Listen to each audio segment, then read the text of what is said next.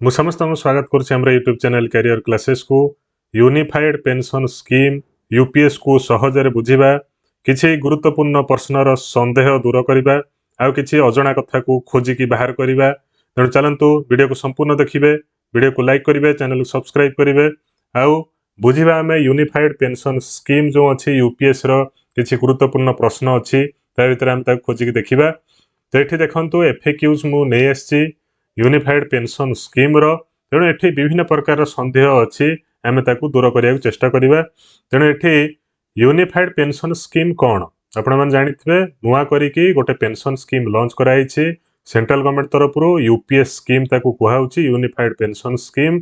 सेटा 1 एप्रिल 2025 रु लागू होगा जाउछि एवं एटा होछि गोटे प्रकार फंड बेस्ड पे आउट सिस्टम, अर्थात फंड लागिवो जाइकी हमर इन्वेस्टमेंट हबो। इन्वेस्टमेंट हला पर सेथुरु जहा रिटर्न आसीबो सेइथरे पेंशन आपण मानकर डिसाइड हबो एवं ता सहित आपण मानकू गोटे ग्यारंटेड पेंशन सिस्टम बोली कहुच्छी। ग्यारंटी मध्य रहुछि, ग्यारंटी कोन ना 50% ऑफ बेसिक पे रहुछि जदि आपण माने 25 वर्षर चाकरी करूछंती, मिनिमम 25 इयर्स र चाकरी करूछंती। तापरे हमर आउ कोन देखिबा हमें एठी विभिन्न प्रकार सिस्टम सब लिखिछि। तो एनपीएस ठारू यह गोटे प्रकार भिन्न सिस्टम। आउ आपण माने जदि यूपीएस पाइया को चाहूछंती, यूपीएस पेंशन स्कीम रे आसिया को चाहूछंती, ताहले यूपीएस रो ऑप्शन फॉर्म दबा को आपण मानकू पड़िबो। Option form mandatory. जदि आपण माने यूपीएस रो ऑप्शन फॉर्म देई नाहंती, तार अर्थ यूपीएस को चूज कर नाहंती, ताहले आपण माने यूपीएस रो पेंशन सुविधा पाई परिबे नाही, आपण माने सेही एनपीएस रे रहिबे। तेणु यूपीएस को थरे आपण माने जदि पळैले, अर्थात यूपीएस को पळैला परे आउ रिटर्न करि परिबे नाही एनपीएस को, बुझिपारे। थरे यूपीएस कला पर आउ एनपीएस को आसी परिबे नाही, एटा गोटे डिमेरिट अछि। तेणु जदि जिबार अछि आपण माने चाहिले अछि बहुत लॉन्ग टर्म, आपण लास्ट को चिंता करिकी एनपीएस रु यूपीएस को जाई परिबे। तेडी देखिबा आउ कोन अछि, किए एलिजिबल हेबे ना प्रत्येक सेंट्रल गवर्नमेंट एम्प्लॉय आ प्रत्येक हमर स्टेट गवर्नमेंट एम्प्लॉय मध्य यूपीएस रो बेनिफिशियरी हेबे एवं सेमाने जदि मिनिमम 10 इयर रो सर्विस पीरियड काउंट करथिबे, अर्थात 10 वर्ष रो मिनिमम जदि जॉब करथिबे ताले सेमाने यूपीएस को जाई परिबे, नचे जाई परिबे नाही। तापर आउ कोन अछि हमरा एश्योर्ड पे आउट जो होछि, तार अर्थ आपण मानकर जो पेंशन टी पाइबे सेडा केमिति कैलकुलेशन हबो ना, जदि आपण माने 10 वर्ष रो मिनिमम जॉब करिसंती, 10 इयर्स रो मिनिमम जॉब करसंती, ताले आपण माने यूपीएस रे आसिले एवं सेठी केते टंका पेंशन पाइबे ना 10,000 टंकार पेंशन पाइबे मिनिमम, हैला। मिनिमम 10,000 टंकार पेंशन आपण माने पाइबे। ता सहित आपण मानकर कोन रहिबो, डीएनएस रिलीफ रहिबो। डीएनएस रिलीफ कोन ना, जोंटा कहउछंती डीए सेटा रिटायरमेंट परे डीएनएस रिलीफ डीआर ही जाय। तो सेटा होउची सेही सेम जिनिस, डीए जेतिक थाए प्राय डीआर सेतिक थाए। तो एठी तार तो 10,000 संगे डीआर टा मिसिकी जेतिक परसेंट आपनकर डीए थिबो सेतिकी मिसिकी आपनको सेठी पेंशन आकार मिलिबो जदि 10 वर्ष रे मिनिमम जॉब करछंती। जदि 10 वर्ष रु 25 वर्ष भीतर आपण जॉब पीरियड थाए, ताहाले आपनकर प्रोपोर्शनेट अर्थात सेडा कैलकुलेशन करा जिवो, आपनकर पेंशन केते हबो सेही कैलकुलेशन टा केमिति करा जिवो ना, सेटार विभिन्न प्रकार फार्मूला अछि, बेंचमार्क कॉर्पस अछि, इंडिविजुअल कॉर्पस अछि, ताकू देखिकी आपण मानकर प्रोपोर्शनेट पेंशन कैलकुलेशन करा जिवो। ये हला 10 रु 25 वर्ष भितर जदि सर्विस पीरियड हेतिबो। जदि आपनकर 25 वर्ष सर्विस पीरियड कंप्लीट कर दैछंती, ताहाले आपण मानु कोन हबो ना 50% आपनकर पेंशन पाइबे। काहार ना बेसिक रो, एवं बेसिक टा जो रहउची सेटा होची 12 मासर जो आपण बेसिक थिबो, लास्ट बेसिक रिटायरमेंट पूर्वरु तार 50% आपण माने पेंशन आकारे पाइबे। ता सहित आपनकर डीएनएस रिलीफ बा डीए आपनको पाइबे। ये सब विभिन्न प्रकार जिनस अच्छे, आउरी आगु को आमे बहुत जिनस डिस्कशन करिबा, तेणु वीडियो लंबा हेले मध्य आपण माने देखिबे। तेणु एठी लिखा जाइछि मिनिमम 10 वर्ष आपण माने जदि जॉब करथिबे रिटायरमेंट पूर्वरु, हैला। ता सहित जदि वॉलंटरी रिटायरमेंट नौछंती, ता सहित मध्य से जिनस आ कोनस प्रकार विड्रॉल कर नथिबे, नो विड्रॉल्स। आपण जदि पैसा दउछंती विड्रॉल कर दैछंती किछि अमाउंट रो, ताहाले मध्य आपण माने पाइबे नाही। तो विड्रॉल जदि करूछंती सेही अमाउंट आपण मानकू अगेन डिपोजिट करिया पड़िबो। टाइमली रेगुलर कंट्रीब्यूशन मध्य थिबो, ताहाले 10 वर्ष रे 10,000 टंकार मंथली पेंशन पाइबे। तापर आपनकर फैमिली पे आउट कोन रहउची, जदि आपण यूपीएस रे यूपीएस पाया अवस्था आपण मानकर डेथ हो जाए, ताहले आपण मानकर जेतिक पेंशन हेतियो, मानकर 50,000 टंका पेंशन हेछि, ताहले आपणकर 60% से 50,000 60% आपण कोन करिवे आपणकर जो फैमिली थिबे अर्थात जे आपणकर स्पाउस थिबे से पाइबे 50,000 रो 60% बुझ पाले तो आपणकर बेसिक पेंशन जेतिक हेइथिबो सेही पेंशन रो 60% आपणकर कोन हबो ना फैमिली पेंशन भलिया आपण माने पाइबे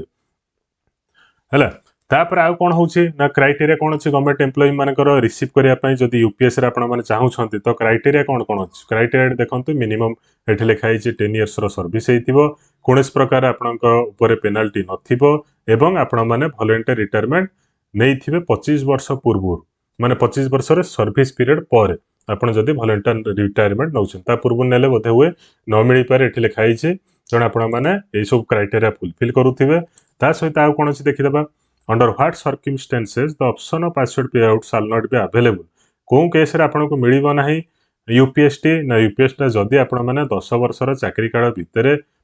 10 वर्षर चाकरी काल पूर्व आपणकर रिटायरमेंट हो जाउची रिटायरमेंट हैला पर मध्ये आपन मिलिबो नाही 10 वर्ष पर हेले भी आपणकर जदी किछि रिमूवल आपन को डिसमिस कर दउछंती रेजिग्नेशन आपन देई दउछंती ताहले आपण माने मध्ये यूपीएस रे जाई परिबे नाही in case any provision of inflammation protection माने आपण मन जानिथिबे इन्फ्लेशन तार अर्थ आपनकर जो डीए बढ़े काई बढ़े ना इन्फ्लेमेशन बढ़िले डीए बढ़े तेनो डीए एठी यूपीएस रे अछि तार अर्थ आपनकर पेंशन जेति गइथिबो सेटा हबो बेसिक पेंशन ता सहित आपनकर डीए बा डीआर आपनको मिलिबो तार अर्थ इन्फ्लेशन प्रोटेक्शन मध्ये एथरे रहउछि ता सहित आपनकर डिस्बर्समेंट केमिते हबो मानेकर आपनकर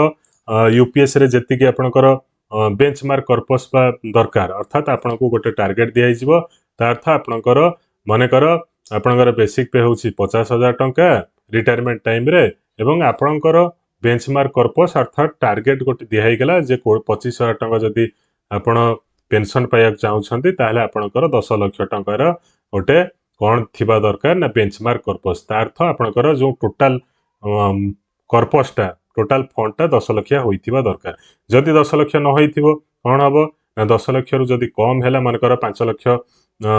के 7 लाख हैला कि 8 लाख हैला जेति कम हबो आपण मानको सेति कि पुनी दबा को पड़िबो हैला जदि न देबे ताहले आपण माने सेति पेंशन पाई परिबे नाही आपण को सेटा टार्गेट दिया हिजबो एति कि आपण मानको फुलफिल करिया पड़िबो जदि मानकर अधिक आइ गेला 10 लाख रु 12 लाख आइ गेला 2 लाख टंका आपण को अकाउंट को ऑटोमेटिक क्रेडिट हेइजबो